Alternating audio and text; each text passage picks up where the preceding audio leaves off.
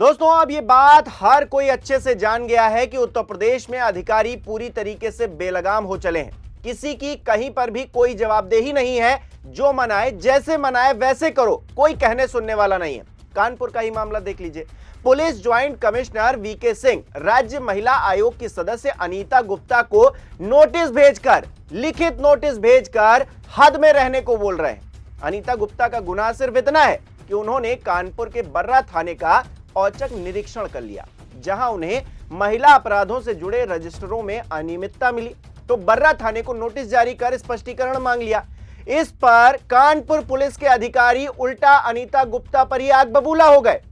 संयुक्त पुलिस आयुक्त VK Singh notice भेजकर बोल रहे हैं कि पुलिस विभाग का कार्य व्यवस्था और कार्य प्रणाली का निरीक्षण करना आपके क्षेत्राधिकार में नहीं है, इसलिए कायदे में रहें और फायदे में रहें। लेकिन यहां एक बड़ा पेंच और है। पुलिस बनाम महिला आयोग की जंग के बीच में कुछ और तस्वीरें भी सोशल मीडिया पर वायरल हो रही हैं। महिला आयोग की किसी सदस्य ने पहली बार तो किसी थाने का निरीक्षण किया नहीं है। ऐसे में महिला आयोग की एक और सदस्य डॉक्टर प्रियंका मौर्य भी दर्जनों बार पुलिस बूथों और यहां तक कि महिला जेल का औचक निरीक्षण कर चुकी हैं। वो बाकायदा इसकी रील भी बनाती हैं। उनका ट्विटर देख लीजिए, फेसबुक देख लीजिए, इंस्टाग्राम देख लीजिए, तस्वीरों से भरा पड़ा है जो औचक निरीक्षण उन्होंने किए हैं उसके। अब यह मामला भी तो पुलिस के तहत ही आता है। फिर आखिर कानपुर पुलिस ने अनीता गुप्ता को थाने का निरीक्षण करने पर नोटिस क्यों भेजा, या फिर जहां पर भी उन्होंने निरीक्षण किया वहां पर पुलिस ने उनको नोटिस क्यों भेजा, या फिर बात कुछ और है। ये गुंडई जो दिखाई जा रही है, क्या पुलिस ज्वाइंट कमिश्नर की कोई व्यक्तिगत खुन्नस भी है? क्योंकि महिला आयोग की उपाध्यक्ष अपर्णा यादव भी लगातार पुलिस के तहत आने वाली जेलों और अन्य संस्थानों का निरीक्षण करती रही हैं। उनकी भी तस्वीरें आप देख सकते हैं उनके सोशल मीडिया हैंडल्स पर। फिर पुलिस को अपर्णा यादव को भी नोटिस जारी करना चाहिए था।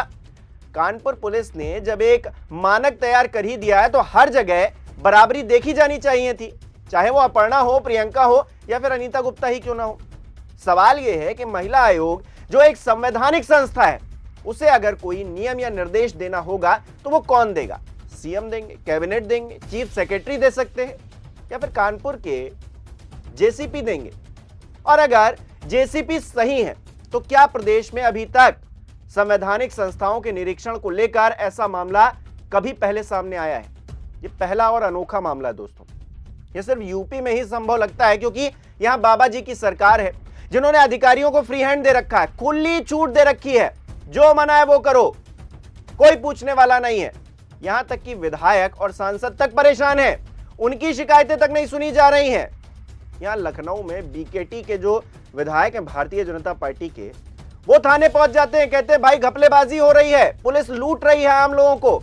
तो ये तो हाल है। कभी सरकार विधानसभा के अधिकार क्षेत्र में प्रवेश कर जाती है तो कभी कोई जेसीपी साहब महिला आयोग की जो सदस्य हैं उनके अधिकार की लक्ष्मण रेखा उन्हें याद दिलाने लगते हैं।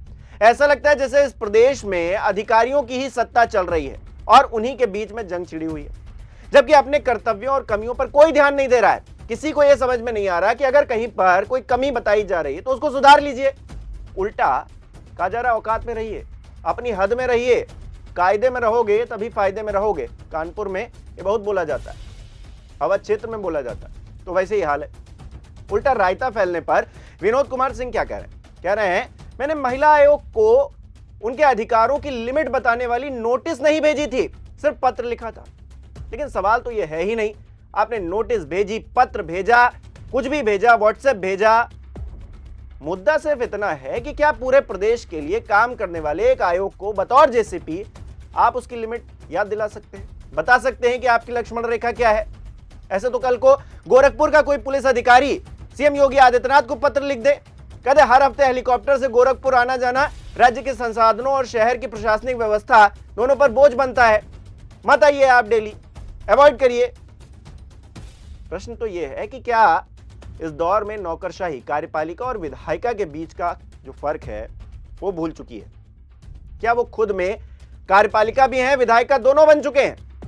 कानपुर में अखिलेश दुबे के मामले में बनी एसआईटी के पास 50 शिकायतें पड़ी हैं। वो तो आपके यानी कि कानपुर पुलिस के ही अधिकार का मामला है ना, लेकिन वहां तो आप मौनी बाबा बन जाते हैं, वहां तो कोई एक्शन नहीं लेते हैं। और यहां महिला आयोग की सदस्य को लिमिट याद दिला रहे हैं। उनकी लक्ष्मण रेखा उन्हें दिखाने की कोशिश कर रहे हैं। सवाल यह भी उठ रहे हैं कि आखिर रघुवीर लाल के पुलिस कमिश्नर बनने के बाद अखिलेश दुबे मामले में सब कुछ ठप क्यों पड़ा है?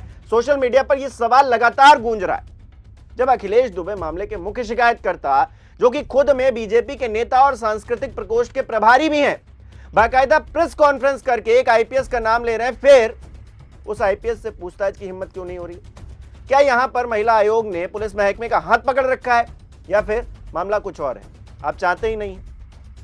खैर, कानपुर पुलिस के नोटिस पर अनीता गुप्ता भी भड़की हुई दिखाई दे रही है। अनीता गुप्ता का कहना है कि पुलिस महिला अपराधों को छिपाना चाहती है, इसीलिए उनके निरीक्षण पर ऐतराज जताया जा रहा है।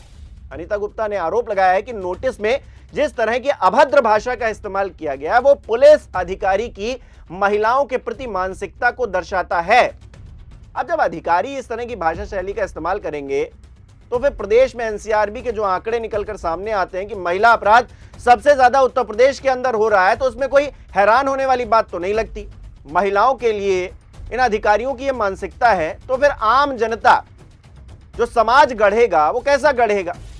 जो ये प्रबुद्ध वर्ग के लोग हैं, जो पढ़े लिखे कहे जाते हैं, बुद्धिजीवी वर्ग इनको बोलते हैं लोग, वो जब इस तरह के हैं कि भाई आप महिला आयोग की सदस्य हैं, आप जो है अपने लिमिट में रहिए, अपनी लक्ष्मण रेखा मत नांगिए, आपका अधिकार नहीं है कि आइए और हमारा थाना चेक करिए, या फिर आप जो है जिस तरह से जो कमियां हैं उसको उजागर करिए, तो फिर कौन करेगा भाई? कौन करेगा? राज्य महिला आयोग की अध्यक्ष बबीता चौहान ने मामले को संज्ञान में लेकर एक्शन लेने की बात कह दी है। अब क्या एक्शन होगा यह देखने वाली बात होगी। सवाल यह है कि क्यों पुलिस अपनी हेकड़ी दिखा रही है? क्या नेताओं से कुछ सीख रही है क्या, खासतौर पर भारतीय जनता पार्टी के? क्योंकि बीजेपी की तमाम राज्य सरकारों को आप देख लीजिए, उत्तर प्रदेश को मिलाकर कमी होगी चुप हो जाएंगे, कोई नेता कुछ अंट-शंट बोल देगा तो कोई एक्शन नहीं होगा उस पर, अकड़ दिखाते विधायक और सांसद अपनी धुन में आपको नजर आएंगे। कहावत है ना, खरबूजे को देखकर खरबूजा रंग बदलता है। तो पुलिस भी क्या इन नेताजी को देखकर, इन सरकारों को देखकर उन्हीं के रंग में रंगती हुई नजर आ रही है? जहां उस पर कोई सवाल उठाएगा तो जवाब में उसे हद याद दिला दी जाएगी। कानपुर वाले मामले को लेकर एडवोकेट हैदर क्या कह रहे हैं, जरा गौर से सुनिए। उत्तर प्रदेश राज्य महिला आयोग की माननीय सदस्य के द्वारा जो बर्रा थाने का कल इंस्पेक्शन किया गया, जिसके संबंध में जेसीपी कानपुर पुलिस कमिश्नरेट के द्वारा स्टेटमेंट जारी किया गया है। संबंध में ये बड़ा क्लियर है कि महिला आयोग जिस अधिनियम 2004 उत्तर प्रदेश अधिनियम के अंतर्गत गठित हुआ है, उसके धारा 9 में राज्य महिला आयोग को एम्पल पावर्स है, न केवल थाने में जाने के बल्कि उनका इंस्पेक्शन करने के और ये इंश्योर करने के कि थाने के अंदर सारी ऐसी फैसिलिटीज़ मौजूद हैं जिनका प्रयोग करके एक महिला जिसके अगेंस्ट कोई क्राइम हुआ है वो अपने शिकायत को वहाँ पे जाके एक स्वच्छंद और स्वतंत्र माहौल में उस पर अपनी शिकायत दर्ज करा सके। देखिए, हम कई बार ये भूल जाते हैं कि हमारा एक नैतिक कर्तव्य है to renounce practices derogatory to the dignity of women. हम ये भूल जाते हैं कि हमारी ये रिस्पॉन्सिबिलिटी है टुवर्ड्स वीमेन। और अगर राज्य महिला आयोग की सदस्य के द्वारा इस तरह का कोई भी निर्देश दिया गया था तो उस निर्देश को एक एडवाइस के रूप में लिया जाना चाहिए था, rather than taking it as a challenge on the might of the police. जिस तरह से पुलिस ने इसमें स्टेटमेंट्स जारी किए हैं, जिस तरह की इंटेम्परेट लैंग्वेज यूज़ की है उन माननीय सदस्य के विरुद्ध और महिला आयोग के अधिकारों के विरुद्ध, दैट इज़ नॉट प्रॉपर। मेरा ये मानना है कि महिला आयोग अपने अधिनियम की धारा 9 में they have got ample powers, और उनके पास जो भी पावर्स है उन पावर्स की एक्सरसाइज में ही उन्होंने जाके थाने का इंस्पेक्शन किया था, और जो भी उनकी रिपोर्ट थी that report should have been adhered to and it should have been taken into consideration by the police rather than putting up a challenge and rather than questioning the propriety of the said action. फिलहाल दोस्तों, Kanpur police ने महिला आयोग की सदस्य को लिखित चेतावनी देकर हंगामा मचा दिया है। थानों के निरीक्षण की हिमाकत न करने की धमकी को आप किस तरह से देखते हैं? और यूपी में जो अद्भुत, अविश्वसनीय और अकल्पनीय घटनाएं लगातार हो रही हैं, मतलब आप लखनऊ से लेकर पूरे 75 जिलों में देखेंगे तो आपको कोई ना कोई अजीब और गरीब घटना हर जगह से मिल जाएगी। अब ऐसा उत्तर प्रदेश के जो सरकार है उसके क्रियाकलापों की वजह से हो रहा है, अधिकारियों की मनमर्जी की वजह से हो रहा है, या फिर कोई और भी वजह है जो आपको लगती हो, हमें कमेंट करके जरूर बताइएगा। इस वीडियो को लाइक करना, शेयर करना मत भूलिएगा। हमारे चैनल को सब्सक्राइब नहीं किया तो वो भी जरूर कीजिएगा।